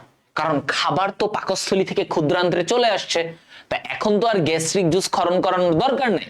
সো তখন এটাকে বলে আন্ত্রিক পর্যায়, মানে খাবার ক্ষুদ্রান্ত্রে চলে আসছে, তখন গ্যাস্ট্রিক জুস ক্ষরণ বন্ধ হবে, মানে কমাইতে হবে। ওই ধাপটাকে বলে আন্ত্রিক পর্যায়। কি বলে, আন্ত্রিক পর্যায়। ঠিক আছে, আচ্ছা এটা মাথায় রাখবা। গেল তিনটা পর্যায়ে এইভাবে। তাহলে মুখে থাকতেই খাবারটা ব্রেইনে চলে যায়, ওটাকে বলে স্নায়বিক, মানে খাবার না, উদ্দীপনা ব্রেইনে চলে যায়, ব্রেইন থেকে পাকস্থলীতে আসে, রস ক্ষরণ হয়, তারপরে গ্যাস্ট্রিক, খাবারগুলো আস্তে আস্তে পাকস্থলীতে আসে, এসে এখানে খাবার ইয়ে করে, তারপরে হচ্ছে গ্যাস্ট্রিক, এরপরে হচ্ছে আন্ত্রিক, এরপরে কি আন্ত্রিক। আচ্ছা গেল এটা। এই যে দেখো কি বলছে, স্নায়বিক পর্যায়ে 1 ঘন্টা স্থায়ী হয়। কয় ঘন্টা? 1 ঘন্টা স্থায়ী হয়। মানে এটা হচ্ছে স্নায়বিক পর্যায়ে, আমরা বললাম কি এটা খাদ্য মুখে থাকা অবস্থায়, মুখে থাকা অবস্থায় গ্যাস্ট্রিক জুস ক্ষরণ হচ্ছে। এরপরে গ্যাস্ট্রিক পর্যায়টা কখন? যখন খাদ্য পাকস্থলীতে চলে আসে। কি বলছি, খাদ্যটা যখন পাকস্থলীতে চলে আসে তখন তখন বেশি বেশি গ্যাস্ট্রিক জুস ক্ষরণ হচ্ছে। হ্যাঁ, খাবারটা তো পাকস্থলীতে। আর আন্ত্রিক মানে কি? আন্ত্রিক মানে খাদ্য খাদ্য ক্ষুদ্রান্ত্রে ক্ষুদ্রান্ত্রে অবস্থান। খাদ্য ক্ষুদ্রান্ত্রে যখন অবস্থান করতেছে ওই অবস্থার কথা বলছে, ঠিক আছে? খাদ্যটা কোথায়? ক্ষুদ্রান্ত্রে। এখন খাদ্যটা এখন কোথায়? ক্ষুদ্রান্ত্রে। হ্যাঁ, এইটা এই ক্ষুদ্রান্ত্রে অবস্থানকালে তখন কি হবে? গ্যাস্ট্রিক জুস ক্ষরণ, গ্যাস্ট্রিক জুস ক্ষরণ, জুস ক্ষরণ কমবে। কারণ আস্তে আস্তে খাবারটা পাকস্থলী থেকে ক্ষুদ্রান্ত্রে এসে যাচ্ছে, তখন গ্যাস্ট্রিক জুসটা ক্ষরণ হওয়া কমে যাবে। হ্যাঁ, এইটা এই তিনটা ধাপে হচ্ছে গ্যাস্ট্রিক জুস ক্ষরণ নিয়ন্ত্রিত হয়। গ্যাস্ট্রিক জুস ক্ষরণে কয়টা ধাপ? তিনটা। স্নায়বিক, গ্যাস্ট্রিক, আন্ত্রিক। তা আন্ত্রিক পর্যায়ে এসে গ্যাস্ট্রিক জুস ক্ষরণটা আস্তে আস্তে কমা শুরু করে, আস্তে আস্তে কমা শুরু করে। ওকে, তাহলে আমরা কি এই যে তিনটা পয়েন্ট, এই তিনটা পয়েন্ট কি ক্লিয়ার আমরা? ওকে, আমরা এতটুকু বুঝতে পারছি, রাইট? দেখো, এবার আমরা কিছু হরমোনের কথা জানবো। হ্যাঁ, যে হরমোনগুলা আমাদের একদম কমনলি আমরা বলি, এবং এই হরমোনগুলা থেকে আমাদের প্রশ্ন থাকতে পারে, মাঝে মাঝে আসে, খুব যে আসে তাও না, আবার একদম যে আসবে না সেরকমও না, ঠিক আছে? আচ্ছা, আসো আমরা যেগুলো লাগবে আমরা ওইভাবে একটু পড়ি ডিটেলসে। তো প্রথমে গ্যাস্ট্রিন হরমোন। আসো, এগুলা এমসিকিউতে মেইনলি, এটা কি? এটা হচ্ছে এমসিকিউ মেইনলি ট্রিপল স্টার, আর সিকিউতে একটা স্টার দিয়ে রাখি। হ্যাঁ, অল্প ইম্পর্টেন্ট, বেশি ইম্পর্টেন্ট অল্প, মেইনলি এমসিকিউতে। আচ্ছা চলো, গ্যাস্ট্রিন। গ্যাস্ট্রিন এটা পাকস্থলীর জি কোষ, গত ক্লাসে পড়াইছি, পাকস্থলীর জি কোষ থেকে এটা বের হয়, গত ক্লাসেই পড়াইছি। এবং গ্যাস্ট্রিন হরমোন গ্যাস্ট্রিক জুস ক্ষরণে উদ্দীপ্ত করে। তাহলে সহজ কথা আমার যে ভাই গ্যাস্ট্রিন, গ্যাস্ট্রিন নামের মধ্যেই আছে গ্যাস্ট্রিন, ও কি কাজ করবে? ও ভাই গ্যাস্ট্রিক জুস ক্ষরণ করাবে, গ্যাস্ট্রিক জুস ক্ষরণ। ওকে, এরপরে আসি, বলতেছে সিক্রেটিন। কি বলছে? আন্ত্রিক গ্রন্থির এস কোষ থেকে এটা ক্ষরিত হয়। তাহলে এটা কোথা থেকে? সিক্রেটিন কোথা থেকে বের হয়? আন্ত্রিক। সিক্রেটিন কোথা থেকে বের হয়? আন্ত্রিক গ্রন্থি থেকে সিক্রেটিন বের হয়। আচ্ছা, এস কোষ থেকে। কোন কোষ? এস কোষ থেকে এটা বের হয়, এস কোষ থেকে সিক্রেটিন ক্ষরণ হয়। এখন বলছে কি, অম্লীয় কাইম ক্ষুদ্রান্ত্রে প্রবেশ। ওকে, অম্লীয় কাইম ক্ষুদ্রান্ত্রে প্রবেশ করলো, করার পরে আস্তে আস্তে কি হবে? সিক্রেটিনের ক্ষরণ হবে। সিক্রেটিনের অম্লীয় কাইম যখন প্রবেশ করলো, হ্যাঁ, তখন এই যে ধরো এই জায়গা থেকে অম্লীয় কাইমটা এখানে প্রবেশ করতেছে, অম্লীয় কাইম, ঠিক আছে? অম্লীয় কাইম ক্ষুদ্রান্ত্রে প্রবেশ করবে। এই প্রবেশের সময় দেখো সিক্রেটিন ক্ষরণ হয়, সিক্রেটিন এই জায়গা থেকে বের হবে। ওকে, তাহলে অম্লীয় কাইম যখন ঢুকলো ক্ষুদ্রান্ত্রে তখন সিক্রেটিন ক্ষরণ হইল। হ্যাঁ, এই সিক্রেটিন ও কোথায় যায়? ও অগ্নাশয়ে যায়। এই যে দেখো আমার এখানে রেডি করা আছে, তাও আমি তোমাদের একটু বুঝাই। অগ্নাশয়ে যায়, অগ্নাশয়ে গিয়ে ও অগ্নাশয় নালীর উপরে কাজ করে। তো অগ্নাশয় নালীর উপরে কাজ করা মানে কি? এই সিক্রেটিন যখন আসলো, হ্যাঁ, এটা যখন ক্ষুদ্রান্ত্রে, যখন পাকস্থলী থেকে অম্লীয় কাইম এটা আসলো, সিক্রেটিন বের হইল ক্ষুদ্রান্ত্রের এই যে প্রাচীর এস কোষ থেকে, তখন এই হরমোনটা গিয়ে অগ্নাশয়ে গেল এবং সেখানে গিয়ে অগ্নাশয় রস ক্ষরণ করলো, অগ্নাশয় রস ক্ষরণ করলো। এবং সেই অগ্নাশয় রস কি? বাইকার্বনেট, তাই না? অগ্নাশয় রসে আমরা পড়ে আসছি বাইকার্বনেট আয়ন থাকে, এবং ওই বাইকার্বনেট আয়নটা কি করবে? ওই বাইকার্বনেট আয়নটা প্রশমিত করবে। হ্যাঁ, ওই বাইকার্বনেটটা কি করবে? ওই যে হাইড্রোক্লোরিক অ্যাসিড, পাকস্থলীর যে অম্ল, সেটাকে প্রশমিত করবে। এইটাই, তাহলে সিক্রেটিন গিয়ে অগ্নাশয় থেকে এই ক্ষরণটা করে। হ্যাঁ, ওকে। তারপরে দেখো আচ্ছা কি বললাম,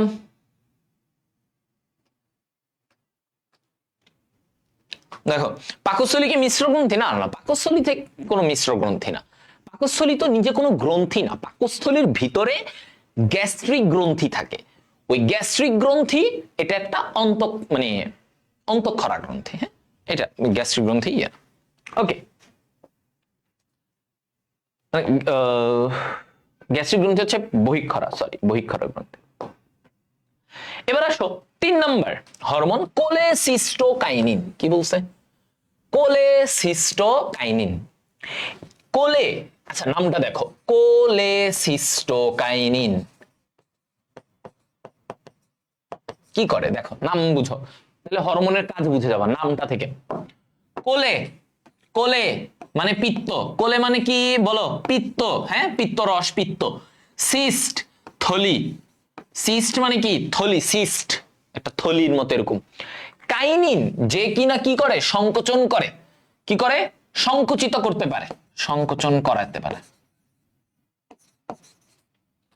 তাহলে কোলেসিস্টোকাইনিন এই হরমোনটা কি কাজ করবে? পিত্তথলিকে সংকোচন করবে। পিত্তথলিকে সংকোচন করলে পিত্তথলি থেকে পিত্তরস বের হবে, সিম্পল কথা। তো এইটাই বলছে, দেখো দেখবা কোলেসিস্টোকাইনিন যার আরেকটা নাম প্যানক্রিওজাইমিন। মানে কি? হ্যাঁ, প্যানক্রিওজাইমিন মানে প্যানক্রিয়াসে গিয়েও কিন্তু ও কিছু কাজ করে। তাহলে ও একই সাথে কোলেসিস্টোকাইনিন পিত্তথলির এখানেও কাজ করে, আবার এই কোলেসিস্টোকাইনিন প্যানক্রিয়াসেও মানে অগ্নাশয়, অগ্নাশয়ের ইংরেজি কি? প্যানক্রিয়াস, প্যানক্রিয়াসে গিয়েও কাজ করে, যার জন্য ওর নাম প্যানক্রিওজাইমিন। হ্যাঁ,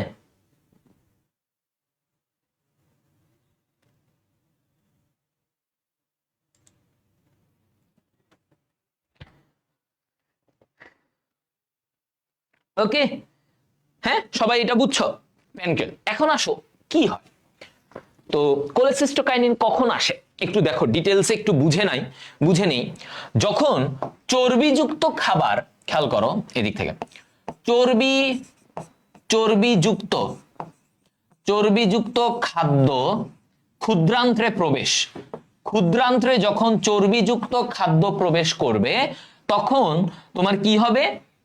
এইখান থেকে কোলেসিস্টোকাইনিন ক্ষরণ হবে। তাহলে ক্ষুদ্রান্ত্রের প্রাচীর থেকে তখন কোলেসিস্টোকাইনিন সে কি হবে? সে হচ্ছে ভাইয়া ক্ষরণ হবে, কোলেসিস্টোকাইনিন। আচ্ছা, তো কোলেসিস্টোকাইনিন যখন ক্ষরণ হবে তখন এটা কি? এটা হচ্ছে পিত্তথলিতে যাবে। ও কি করবে? পিত্তথলির সংকোচন করবে, পিত্তথলির সংকোচন করবে, পিত্তথলির সংকোচন করবে। আচ্ছা, পিত্তথলির সংকোচন করলে তারপরে কি হবে? এটা তোমার হচ্ছে পিত্তথলির সংকোচন করলে ও পিত্তরস ক্ষরণ হবে।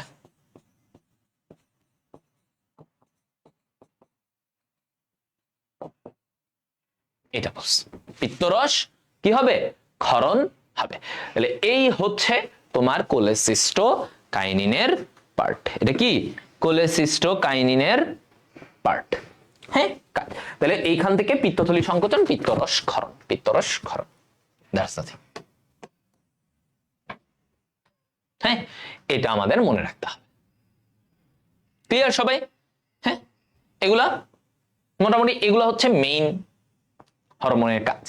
মেইন হরমোনের কাজ হচ্ছে এইগুলা। বোর্ডও কি হ্যাং হয়ে গেছে নাকি? আজব। আচ্ছা, এরপরে যদি আমরা আসি আর কয়েকটা যদি হরমোনের কাজ একটু দেখে নাও। হ্যাঁ, এন্টেরোকাইনিন,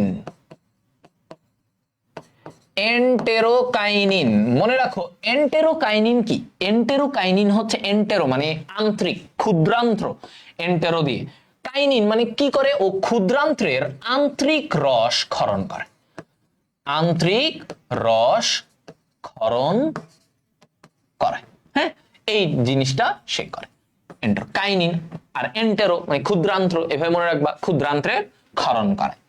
আচ্ছা, তারপরে ধরো এন্টেরোগ্যাস্ট্রন, আরেকটা হরমোন। এন্টেরোগ্যাস্ট্রন। ওর কাজ কি? ও বাধা দেয়। কাকে বাধা দেয়? গ্যাস্ট্রো মানে গ্যাস্ট্রিক জুস ক্ষরণে বাধা দেয়। তাহলে ওর কাজ হচ্ছে গ্যাস্ট্রিক জুস ক্ষরণে বাধা দেওয়া।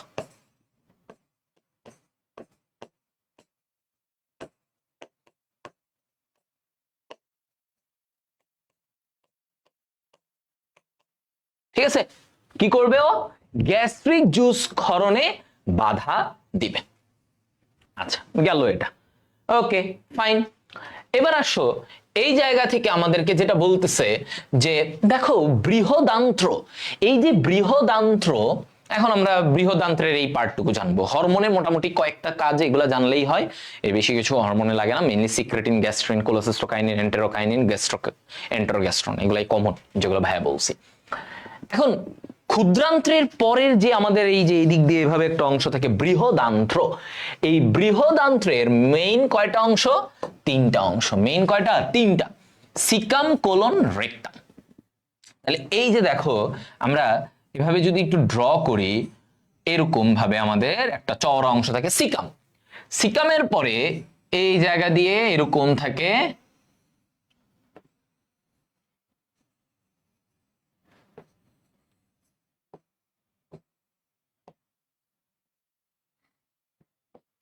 এটা।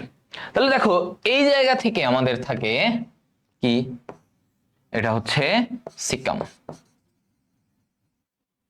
এইখান থেকে এতটুকু এটা কি? কোলন। আর এই দিক থেকে এটা হচ্ছে রেক্টাম। ওকে, তাহলে caecum, colon, rectum, caecum, colon আর রেক্টাম। ওকে, এই হচ্ছে। তাহলে আমরা মোটামুটি এতটুকু ডান, সবাই বুঝছো? আচ্ছা, সিকাম, কোলন, রেক্টাম তিনটা পার্ট। এখন এই যে কোলনের চারটা অংশ, কয়টা অংশ? চারটা। ঊর্ধ্বগামী, অনুগামী, নিম্নগামী, সিগময়েড। তাহলে এটা কি কি দেখো, ওর এই যে এই দিক থেকে যদি দেখো, এটা হচ্ছে ঊর্ধ্বগামী, তারপরে এই দিক থেকে অনুগামী, নিম্নগামী, আর লাস্ট এটা সিগময়েড। হ্যাঁ, তাহলে ঊর্ধ্বগামী কোলন, কোলন অংশটা সবচেয়ে বড় বৃহদান্ত্রের। ঊর্ধ্বগামী, অনুগামী, নিম্নগামী, সিগময়েড, চারটা অংশ। ঠিক আছে, গেল। তাহলে এইটা, এই যে কোলনের চারটি অংশ আমরা এটা দেখলাম। এখন এই জায়গায় আমরা যদি বলি বৃহদান্ত্রের কাজ কি, তাহলে প্রথম কথা, ও ব্যাকটেরিয়ার ক্রিয়া। আচ্ছা দেখো, ওর এখানে কি ব্যাকটেরিয়া থাকে? ইকোলাই ব্যাকটেরিয়া থাকে। কি? ইকোলাই ব্যাকটেরিয়া থাকে। এই ইকোলাই ব্যাকটেরিয়াটা কি কাজ করবে? ইকোলাই ব্যাকটেরিয়া ভিটামিন কে ও B12 তৈরি করে। ভিটামিন কে ও B12 তৈরি করে। তাহলে আমরা কি জানলাম? ইকোলাই ওর কাজ কি? ভিটামিন কে এবং ভিটামিন B12 তৈরি করা। হ্যাঁ, এটা। আচ্ছা, এবার আসো শোষণ। কি বলছে? পানির প্রায় এত % অভিস্রবণ প্রক্রিয়ায় শোষণ করে নেয়। হ্যাঁ, এটা ম্যাক্সিমাম অনেক কিছু শোষণ হয়ে যায়। ক্ষরণে কি বলছে? বৃহদান্ত্রের মিউকোসায় অবস্থিত গবলেট কোষ মিউকাস ক্ষরণ করে। তাহলে ওর এখানে থাকা গবলেট কোষ ও পানি শোষণ করে নিতে পারে। ওর এখানে গবলেট কোষ মিউকাস, যে মিউকাসটা কি করে? পিচ্ছিল। তো যার জন্য খাবারটা এদিকে মানে মলটা এদিকে আগায়, তাড়াতাড়ি মলের দিকে যাইতে পারে। হ্যাঁ, মলের দিকে যাইতে পারে। ওকে, মল উৎপাদন দৈনিক 135 গ্রাম মল উৎপন্ন করে। তাহলে এটা মাথায় রাখবা, এমসিকিউ, যে এই যে বৃহদান্ত্র ওর কাজ কি? আমাদের এখান থেকে মল হয়ে মলটাকে মলাশয়ে জমা রাখবে, ওই মলাশয় থেকে এটা পায়ু পথ দিয়ে বের হয়ে যাবে। সো এইটাই বলছে যে এইখানে কি কি হয়? বিভিন্ন ভিটামিন তৈরি করতে পারে, পানির অনেক কিছু এখানে শোষণ হয়ে যায়, আর এখানে মল তৈরি করে। দৈনিক 135 গ্রাম মল তৈরি হয়। এবং বৃহদান্ত্রে এই যে মলটাকে স্মুথলি যাওয়ার জন্য একটু পিচ্ছিল রাখা উচিত, নাইলে তো মলটা এখানে কোষ্ঠকাঠিন্য হয়ে যাবে, মানে আটকায় থাকবে। তো এটাকে যেন পিছলাও ইয়েভাবে যাইতে পারে, এজন্য এখানে গবলেট কোষ থাকে। এজন্য এখানে কি থাকে? গবলেট কোষ থাকে। ওকে, তাহলে এই হচ্ছে আমাদের বৃহদান্ত্রের কাজ, যে বৃহদান্ত্র কি কি কাজ করে। ওকে, এখন মল ত্যাগ, এটা সিকিউতে এত ইম্পর্টেন্ট না, সিকিউতে ইম্পর্টেন্ট না। হ্যাঁ, সিকিউ টপিক আমি তো বলেই দিছি, এই যে আবার বলে যকৃত পুরাটা, অগ্নাশয় পুরাটা, ঠিক আছে। হরমোনের মাঝে মাঝে একটু আসতেও পারে, হরমোনের ভূমিকা, আর লাস্টে স্থূলতা, এর বাইরে কিছু না। এগুলা সিকিউতে আসে না, এটা আমি এমনি বইয়া আছে তোমাদেরকে একটু বুঝাই দিই, একটু বুঝাই দেওয়া, এটা তোমাদের এত নোট করতে পরে করলে করলা, এটা তোমাদের জন্য এত সিগনিফিক্যান্ট না। আচ্ছা দেখো, যে প্রক্রিয়ায় খাদ্যের অপাচ্য অংশ বাইরে নির্গত হয় তাকে মলত্যাগ বলে। তো মূলত আমাদের রাফেজ উপাদানগুলা, এই যে আমাদের রাফেজ মানে এই যে শাকসবজি যা খাও, রাফেজ গুলো আমাদের মলে পরিণত হয়, এবং এই জন্য শাকসবজি খাওয়া ভালো, তাহলে মলটা ক্লিয়ার হবে, নাইলে এগুলো কোষ্ঠকাঠিন্য হয় আস্তে আস্তে। তো এই জন্য বলছে যে আমার মলত্যাগ, মলত্যাগে ঘটনাটা কি ঘটে দেখো। মলত্যাগে মলটা যখন আগে রেকটামে প্রবেশ করলো, এইটা হচ্ছে রেকটাম, এই যে দেখো এটা কি, এটা হচ্ছে রেকটাম, এটা হচ্ছে রেকটাম। তো মলটা যখন রেকটামে আসে, তো রেকটামটা কি হবে বলো, বুঝে পড়ো। রেকটামটা প্রসারিত হবে, রেকটামটা কি হবে, প্রসারিত হবে। হ্যাঁ, রেকটামটা প্রসারিত হবে। প্রসারিত হলে, রেকটাম যখন প্রসারিত হয়, খেয়াল করো, রেকটাম যখন প্রসারিত হবে তখন ওর মায়েন্টেরিক স্নায়ুজালক উদ্দীপ্ত হবে। এই যে মায়েন্টেরিক স্নায়ুজালকটা উদ্দীপ্ত হবে। হ্যাঁ, মায়েন্টেরিক স্নায়ুজালক উদ্দীপ্ত, এই পাশের এগুলা মায়েন্টেরিক স্নায়ুজালকগুলা উদ্দীপ্ত হবে। তো উদ্দীপ্ত হলে এইখানে ওরা কি করবে, পেরিস্টালসিস, এই কোলন থেকে পেরিস্টালসিস, সংকোচন প্রসারণ শুরু হবে। এখানে সংকোচন প্রসারণ শুরু হবে, কারণ মায়েন্টেরিক স্নায়ুজালক আমরা পড়ছি, মায়েন্টেরিক স্নায়ুজালক কি করে, এরা সংকোচন প্রসারণ করে। বৃহদান্ত্রের কোন পার্টে মল জমা থাকে, রেকটাম বা মলাশয়, রেকটাম বা মলাশয় জমা থাকে। তো যেটা বললাম যে এই মায়েন্টেরিক স্নায়ুজালক যখন এই রেকটামের প্রসারণের কারণে উদ্দীপ্ত হবে, তখন এরা কি করবে, সংকোচন শুরু করে দেবে, মানে পেরিস্টালসিস শুরু হবে। কারণ এই দিক থেকে যখন কোলন থেকে পেরিস্টালসিস হচ্ছে, পেরিস্টালসিস, তখন দেখো মলগুলো কি হচ্ছে, পায়ুপথে ঠেলে দিচ্ছে। মলগুলোকে কোথায়, পায়ুপথে ঠেলে দিচ্ছে। পায়ুপথের স্ফিংটার তখন প্রসারিত হবে। মল যখন উপর থেকে যখন মলগুলাকে এইদিকে ঠেলে দিচ্ছে, এই যে দেখো মলগুলা এইদিকে ঠেলে দিচ্ছে, তখন এই দিকে যে মলের স্ফিংটার, এইদিকে প্রেসার পড়তেছে, প্রেসার পড়লে পায়ুর স্ফিংটারটা খুলে যাবে, খুলে গেলে মলটা ত্যাগ হয়ে যাবে, বাইরে বের হবে। ওকে, সো জিনিসটা হচ্ছে যে যখন মল আস্তে আস্তে মলাশয়ে জমা হয়, তখন এরা উদ্দীপ্ত হয়, তখন উপর থেকে এই কোলন থেকে আরো প্রেসার আসে, আরো চাপ পড়ে, ওরা সংকোচন করে আরো চাপ ফেলায়। চাপ বেশি এসে গেলে তখন এই দিকে আমাদের পায়ুপথের স্ফিংটার, একটা ট্যাপের মতো, এটা খুলে যায়, স্ফিংটারটা খুলে যায়, এরকম ছিল বন্ধ, এটা খুলে গেল, খুলে গেলে মলটা এই দিক দিয়ে বের হয়ে যায়, মলটা এই দিক দিয়ে বের হয়ে যায়, সিম্পল। ঠিক আছে, এটাই হচ্ছে একটা সহজ ব্যাখ্যা। এটা সিকিউতে আসে না, বাট এটা জানার জন্য আর কি, তোমাদের বইয়ে এগুলাকে একটু কঠিন করে বলা। হ্যাঁ, ওকে, এটাই।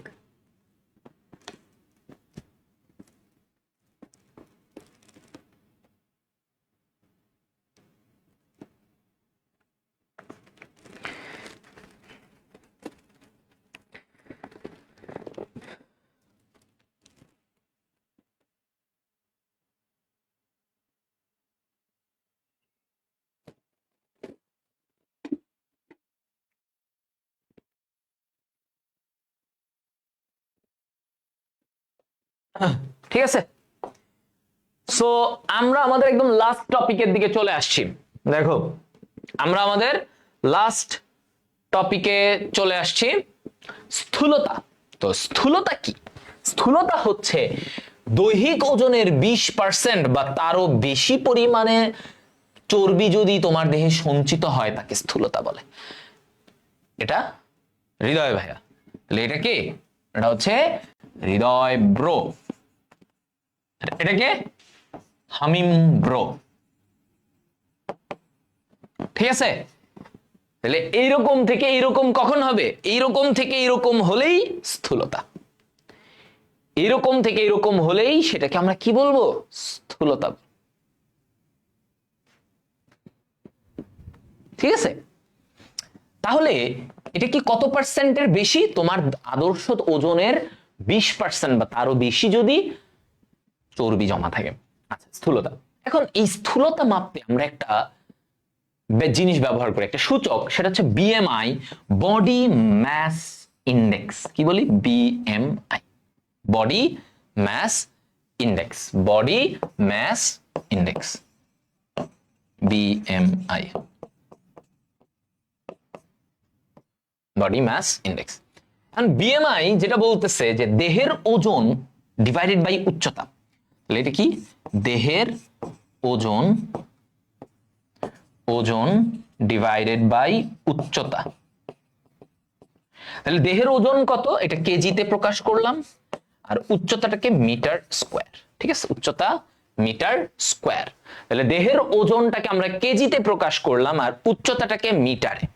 হ্যাঁ, ওকে। নোট শোনো, নোটটা না তোমরা পরে করো, নোটটা তোমরা এখন রোজার টাইমে তোমাদের চাইলেও আমি ধরো 4.5 ঘন্টা পড়াইতে পারতেছি না, যে আস্তে আস্তে তোমাদেরকে অনেক সময় নিয়ে পারতেছি না, সময়ের একটা সীমাবদ্ধতা আছে। তো আমি চাইলে যে তোমাদেরকে এই দেখো লিখলাম, এবার যাও তোমরা 5 মিনিট নোট করো, এমনি পড়াইতেও চাইলেও পড়াইতে পারতেছি না।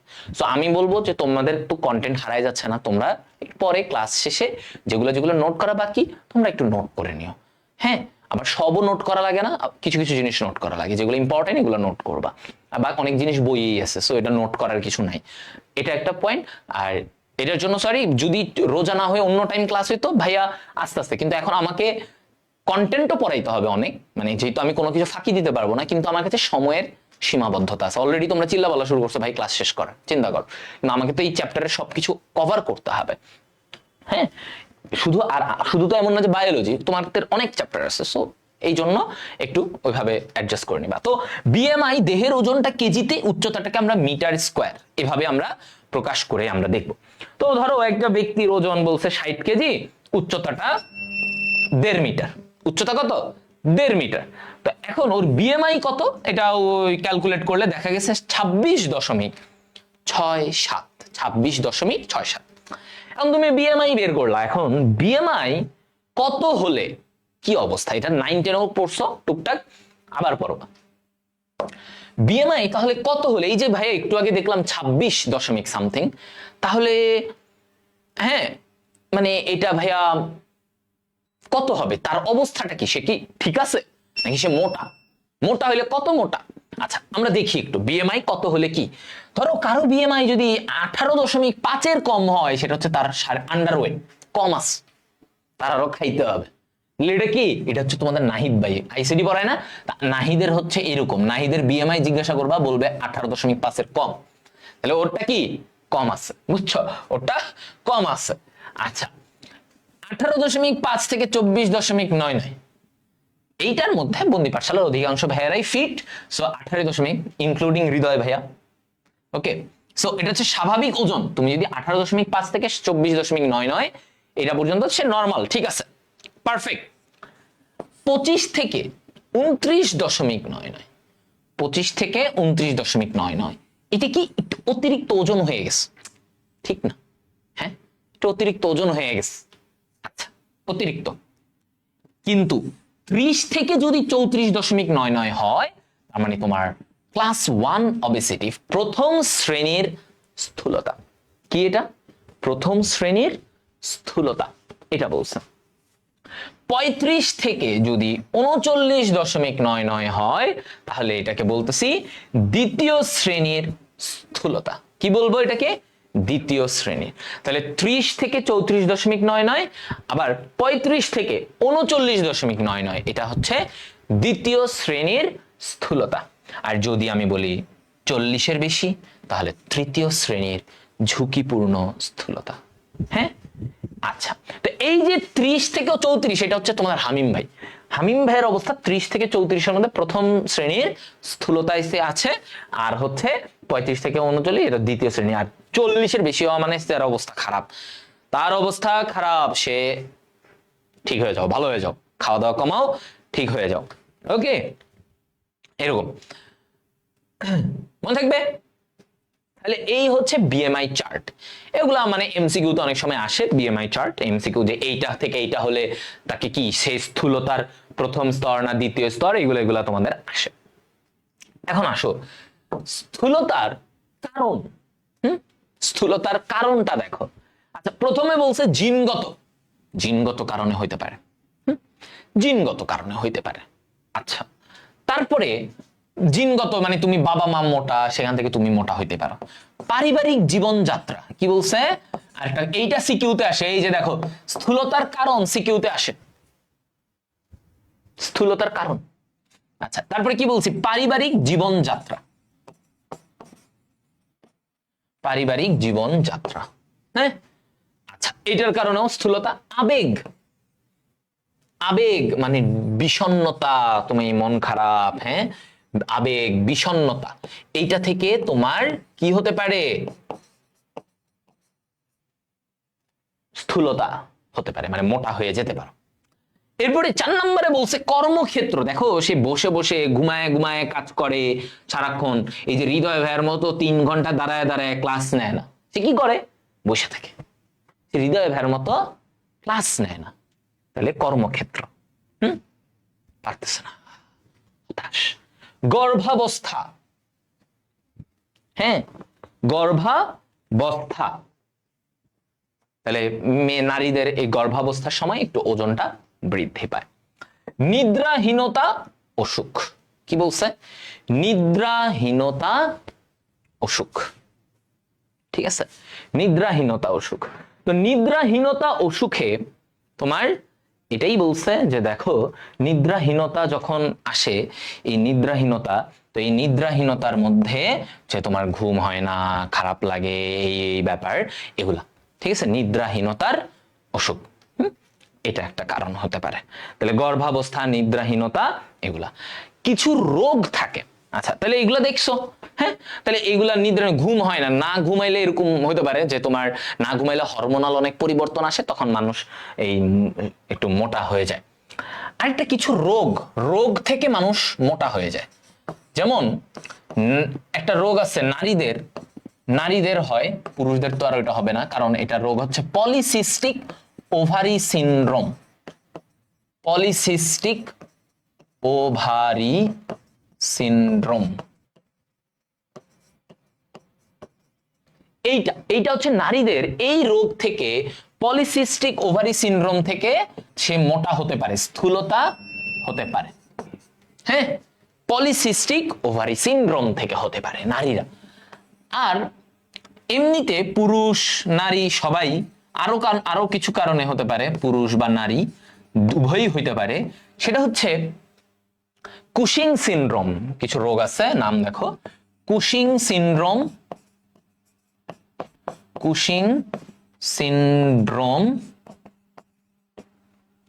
অথবা আমরা বলি হাইপোথাইরয়েডিজম। এই রোগগুলা, হাইপোথাইরয়েড মানে কি জানো, হাইপোথাইরয়েড মানে হচ্ছে যে থাইরয়েড হরমোন কম। থাইরয়েড হরমোন কম থাকলে তার কি হবে, থাইরয়েড হরমোন এগুলা বিপাক কম হবে, তখন তোমার যত খাবা তত সব জমে যাবে।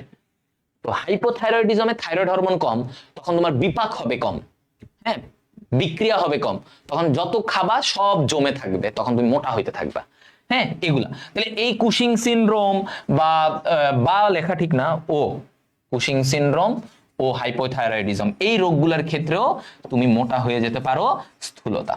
এগুলো সবই হরমোনাল কারণে, সবগুলো কি হরমোনাল কারণে, বিভিন্ন হরমোনাল কারণে তোমার এই স্থূলতা, মোটা হয়ে যায়। এখন আসো, এটাও সিকিউতে আসে যে তুমি কিভাবে স্থূলতা প্রতিরোধ করবা, স্থূলতা কিভাবে প্রতিরোধ করবা, কিভাবে স্থূলতা প্রতিরোধ করার জন্য দেখো আমি এই যে স্বাস্থ্যসম্মত খাদ্য, হ্যাঁ, ফল, ফল, শাক, সবজি এগুলো খাবো। হ্যাঁ, আমি এই ধরনের খাদ্য গ্রহণ করব, ফল, শাক, সবজি এগুলো খাবো। এগুলো খেলে আমার মানে স্থূলতা হওয়ার সম্ভাবনা কমবে। আচ্ছা, তাহলে একটা পয়েন্ট তুমি লিখলা। এরপরে কি নিয়মিত ব্যায়াম, যেমন বলছে 2 ঘন্টার ব্যায়ামের অভ্যাস, তাহলে আমার নিয়মিত ব্যায়াম করতে হবে, তাহলে আমার এটা ভালো।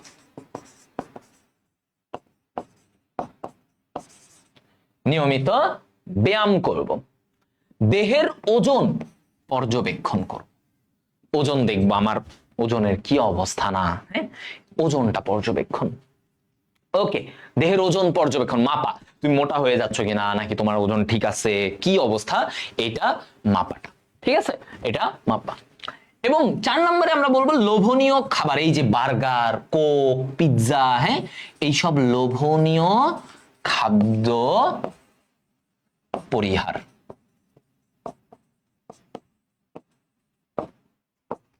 ঠিক আছে, এই তাহলে এই কথাটা বলছে, এটা মাথায় রাখতে হবে।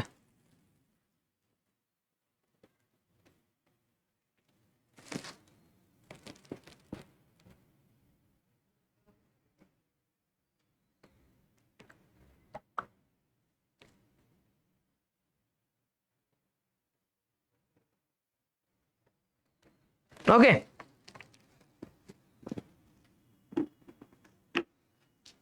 আচ্ছা, গ্যাস্ট্রিক গ্ল্যান্ড গত ক্লাসে পড়াইছি, এই যে তাহলে আমরা স্থূলতা প্রতিরোধের জন্য যে কাজগুলো, আর কিছু ঔষধ নিতে পারি চিকিৎসা, অরলিস্টেট, লরক্যাসেরিন, এইগুলো লেখা আছে বইয়ে, নিতে পারে, এগুলো হালকা একটু কাজ করে, মানে স্থূলতা কাটাতে সাহায্য করে। অরলিস্টেট, লরক্যাসেরিন, কিছু ঔষধও আমরা নিয়ে রাখতে পারি। তো তোমাদের কিন্তু এইটাও সিকিউতে আসে, যে সিকিউতে আসে কি কি, স্থূলতার কারণ এবং প্রতিরোধ, কিভাবে তুমি প্রতিকার করবা, এগুলা কিন্তু আসে। ঠিক আছে, এগুলা আসে। এন্ড লাস্টলি, স্থূলতার কারণে যে রোগ হয়, ধরো স্থূলতার কারণে কি কি হইতে পারে, ধরো তুমি এই যে মোটা, তুমি এই মোটা, তোমার এই জন্য তোমার এখন কি কি হইতে পারে, হ্যাঁ, জাস্ট শেষ এটা দিয়েই, স্থূলতার কারণে কি কি রোগ হইতে পারে। দেখো, তোমার ডায়াবেটিস, মানুষের ডায়াবেটিস হয়, হ্যাঁ, তোমার হৃদরোগ হইতে পারে, হ্যাঁ, হার্টের সমস্যা, হার্টে চর্বি টর্বি জমে হৃদরোগ, ব্রেইনে চর্বি জমে ব্লক হইতে পারে, ব্রেইনে, তখন তোমার কি হবে, স্ট্রোক, স্ট্রোক হইতে পারে। হ্যাঁ, এই যে অতিরিক্ত চর্বি এগুলো জমে কি হইতে পারে, পিত্তথলিতে পাথর, পিত্তথলিতে পাথর, পাথর হইতে পারে। হ্যাঁ, এরপরে কি হইতে পারে, তোমার এটাকে বলে স্লিপ অ্যাপনিয়া, মানে তুমি ওজন এত বেড়ে গেছে, তুমি শ্বাস নিতে, শ্বাসকষ্ট, ঘুমের মধ্যে কষ্ট, শ্বাসকষ্ট, এটাকে বলে স্লিপ অ্যাপনিয়া। ঠিক আছে, ঘুমের মধ্যে এটা।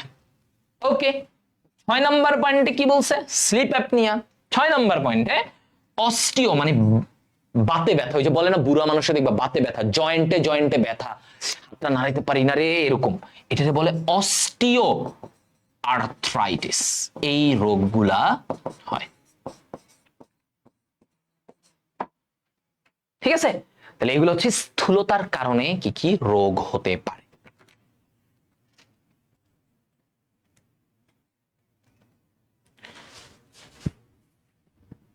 ওকে, দেখছো, তাহলে দ্যাটস দ্য এন্ড। এটার সাথে মোটামুটি ওগুলার কিছু এখানে তোমাদের লাগবে না, সিকিউ সলভিং এগুলা গত ক্লাসে আমি অলরেডি মোটামুটি বলছি তোমাদেরকে, সবই আমি তোমাদের সিকিউ টপিকই বলে দিছি। সো আমার মনে হয় না তোমাদের আর কিছু এখান থেকে লাগবে।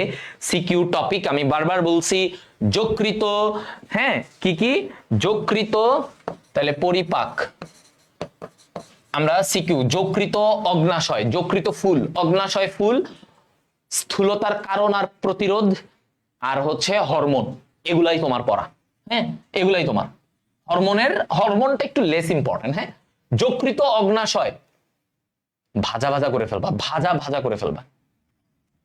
পরিপাক ও শোষণ আমরা ডান। ওকে, এখানে আমরা কনসেপ্ট, আমার এই স্লাইডে সিকিউ পাবা, বিগত বছর সিকিউ গুলাও পাবা, দেখবা একদম নর্মাল ওই সিকিউ আসছে, মানে একদম ভাইয়া যা পড়াইছি, যকৃত কাজ, অগ্নাশয়ের কাজ, অগ্নাশয়ের গঠন, অগ্নাশয়ে যে এই আছে, এই কাজ করে, এই হরমোন, এই এনজাইম, এগুলা, আর কি স্থূলতা, টুকটাক স্থূলতা আসছে, দ্যাটস ইট। আর ভাইয়ার স্লাইডের বাইরে ইনশাল্লাহ কোনো এমসিকিউ আসবে না, এটা নিয়ে টেনশন মুক্ত থাকতে পারো। ভাইয়ার স্লাইড গুলো যদি তুমি পারো ইনশাল্লাহ এমসিকিউ এটা, ঠিক আছে?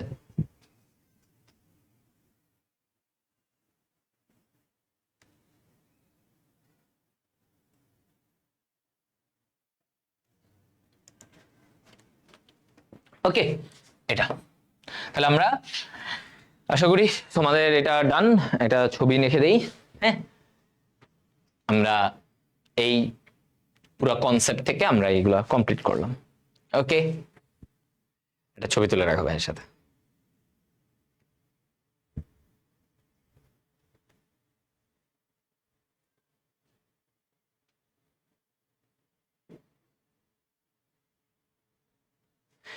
ঠিক আছে, ওকে, তোমরা নোট জমা দিও, আমি দেখবো। হ্যাঁ, ওকে, টাটা, গুড লাক। এমসিকিউ গত ক্লাসেরটা তোমাদেরকে করাই ফেলছি, তো দেখলেই বুঝবা, টেনশন নেই। যা স্লাইডে, ভাইয়ার স্লাইডে এমসিকিউ, আমি তোমাদেরকে কি বলি, ভাইয়ের স্লাইডের বাইরে ইনশাল্লাহ কোনো এমসিকিউ থাকবে না, তুমি স্লাইড ভালো করে পড়বা ভাইয়ার। স্লাইড ভালো করে পড়বা। বারবার একটা কথা আমি লাস্টে আবারও বলি, স্লাইড পড়লে সিকিউ প্লাস এমসিকিউ ফুল ইনশাল্লাহ কভার হবে, ফুল। তবে জাস্ট স্লাইড গুলা ভালো করে পড়ো, হ্যাঁ, কনসেপ্ট গুলা। ওকে, টাটা।